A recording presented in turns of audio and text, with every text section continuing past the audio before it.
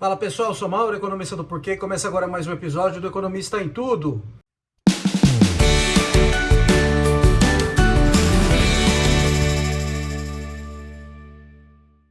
Para você que está chegando por aqui, eu convido a se inscrever no nosso canal e ligar o sino para receber as notificações.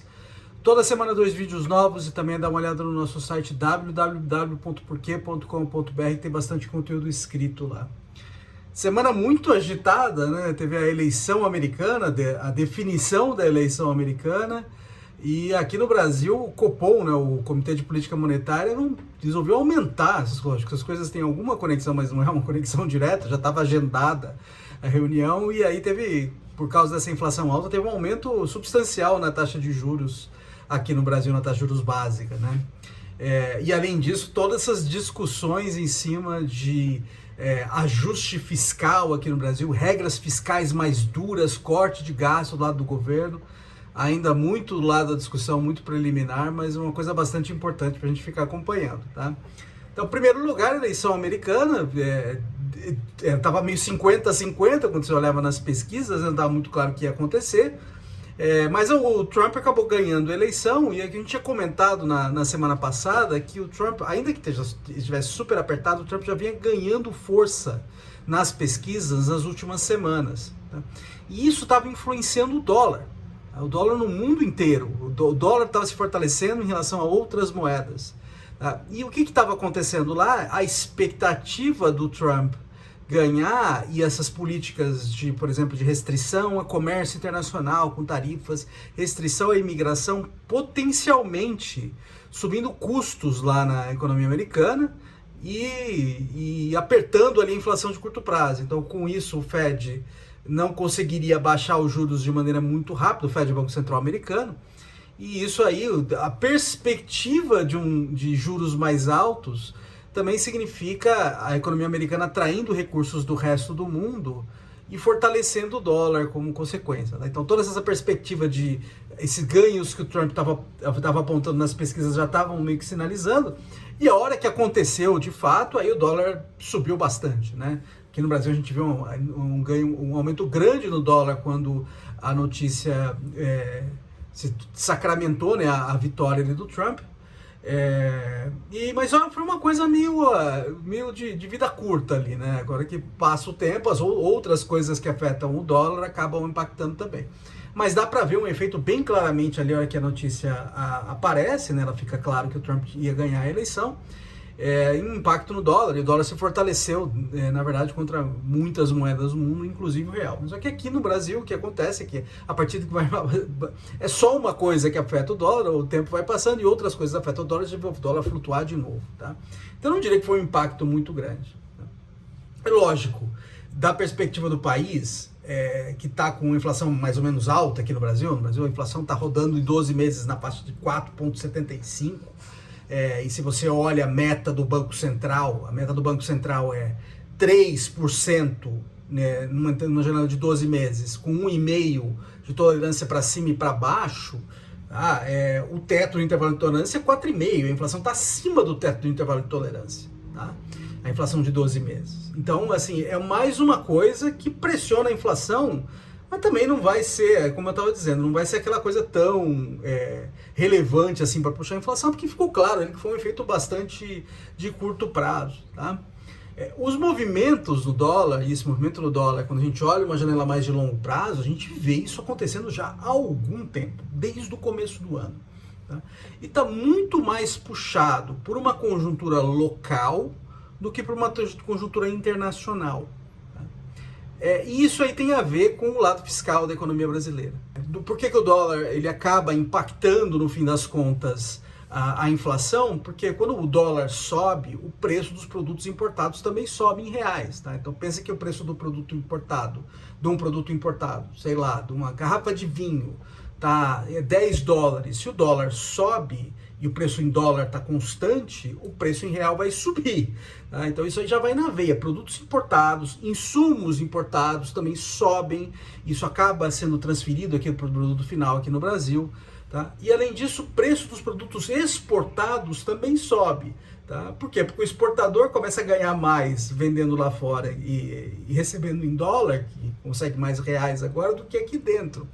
Tá? Isso aí faz com que as exportações tendam a subir, tá? E aí diminui a oferta interna do produto e o preço do produto sobe também. Então tudo que está ligado ao comércio internacional de alguma forma acaba sendo impactado o preço. Isso é mais um gás ali da inflação. Tá? O que aconteceu aqui do lado do Trump, eu diria que o impacto não é muito grande, tá? Até porque foi uma coisa meio de vida curta lá. Mas do lado das contas públicas, o que está acontecendo, do lado interno, que está acontecendo aí desde o começo do ano, que é a percepção, a deterioração da percepção sobre a qualidade das contas públicas no Brasil, isso aí tem um impacto muito maior. Tá? Então aí a hora a gente olha para o Banco Central. O Banco Central, nessa mesma semana, teve a reunião do Copom, que é o Comitê de Política Monetária do Banco Central, que decide o que vai fazer com a Selic. A inflação alta desse jeito, mas mais importante que isso, importa mais a inflação para o futuro. Tá? O Banco Central está tentando controlar a inflação há 1 ano, 2 anos lá na frente, e por isso que ele toma essas decisões de taxa de juros hoje. Tá? A inflação está alta agora, mas as perspectivas da inflação também estão ruins. Tá? Isso é medido no dado de expectativa. Tá? A expectativa de inflação para 2024 na casa de 4,6. Tá? Esse ano também já foi, né? Não tem muito que possa fazer para diminuir essa inflação, muitos poucos meses. Mas em 2025, no final de 2025, ela está em 4%. Tá? Tá dentro do intervalo de tolerância ali do Banco Central, tal. Tá dentro, mas tá mais perto do intervalo superior do que do meio ali do intervalo, que é onde você está tentando mirar a inflação. Tá? E a expectativa para daqui 2 anos, tá, no segundo trimestre de 2026, ela também está com 3,6. Então, a gente pegar a referência 3, tá, é um negócio meio desconfortável mesmo. Então, o Banco Central está subindo a taxa de juros e agora vem uma subida forte. Tá? As subidas que vinham acontecendo anteriormente, elas eram de 0,25 pontos percentuais. Então, agora ela subiu meio. Tá? E agora, a taxa de juros assim chegou a 11,25% ao ano. A taxa de juros básica da economia Selic. Então o Banco Central vem mostrando preocupação com o cenário da inflação e subindo aí a taxa de juros, e esse movimento está se tornando mais agressivo. Tá? Porque a economia está bastante aquecida e isso está pressionando a inflação, e o Banco Central está subindo a taxa de juros como reação a isso. Tá? E isso nos traz ao último tópico que eu queria falar aqui, que é sobre essa questão das contas públicas. Tá? A gente meio que falou, é o dólar, as contas públicas estão pressionando o dólar e isso acaba pressionando a inflação. Tá? Só que não é só via o dólar, eu diria que o canal menos importante é esse. Tá?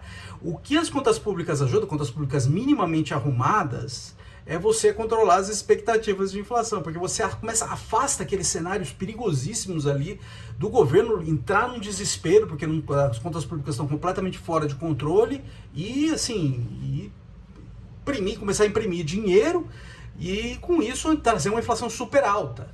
Tá? Então a ideia de ter perspectivas melhores para as contas públicas é justamente para afastar esses cenários de inflação alta. E as contas públicas, o cenário começou a deteriorar, principalmente aí para o meio do ano, quando começou a ficar claro que o arcabouço fiscal, que são essas regras que o governo Lula colocou para tentar controlar a dívida aí no longo prazo, não iria dar conta, e a dívida continuava a expandir.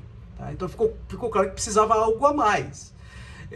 E aí o resultado disso foi o dólar espichando, tá? Mas acho que e aí isso aí também assim coloca mais perigo para o controle da inflação, não só por causa do dólar, mas por causa que você perca o controle das expectativas de inflação, e com isso a própria inflação começa a ganhar força. Tá? Então o Banco Central está chamando atenção para esse ponto há algum tempo já, e agora foi bastante enfático da importância de ter regras para controlar as contas públicas, tá? Para colocar as contas públicas no lugar. Está tendo uma discussão no governo de como fazer isso. Tá? E essa discussão ainda está bastante no ar. A gente vê o Ministério da Fazenda já se movimentando no sentido de na busca de regras mais claras, tá? Mais duras para controlar os gastos, o Ministério do Planejamento também. Só que dentro do governo a coisa ainda não está acertada. Tá? A gente estão acontecendo reuniões, tá? Mas a gente não viu nenhuma proposta ainda na mesa.